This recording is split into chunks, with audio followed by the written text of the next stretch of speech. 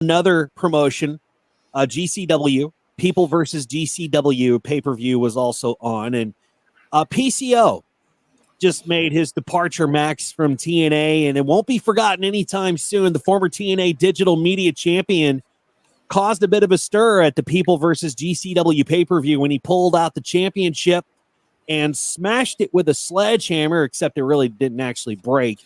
Sources within GCW via Fightful Select said that PCO went into business for himself, taking the mic and cutting a promo before ring announcer Emily J stepped in and the show abruptly cut to a video.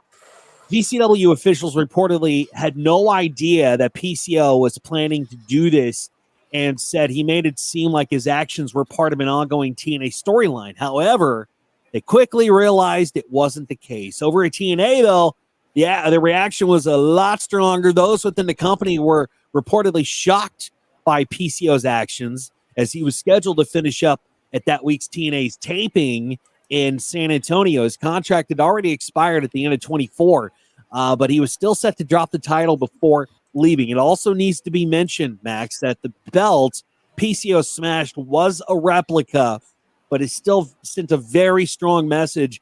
There's some beliefs that PCO is pretty upset that his contract didn't get renewed, which played into this whole role with the GCW event. Honestly, Max, it's not a good look for PCO to smash a title. But what kind of repercussions could come from this? From your standpoint, you've been in the world of professional wrestling. What do you think is going to happen? Well, that depends on if there was still a contract in place and how much time was left on it. But even without that, there are options TNA could choose to follow. If they still had a contract in place, they could sue him for breach of contract for violating certain terms like slandering the company at another company's show. This is not the first time we have seen a wrestler take a company's title and then go trash it somewhere else. Yeah. Let's go back to the Monday Night Wars.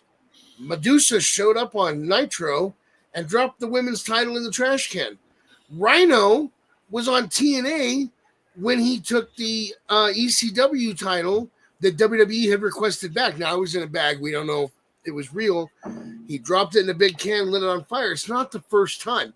However, the thing that was different was Medusa and Rhino handled it just a little bit better. You don't know what was in the bag that Rhino dropped into the can. Maybe it was the ECW title that WWE was requesting back. Maybe it wasn't.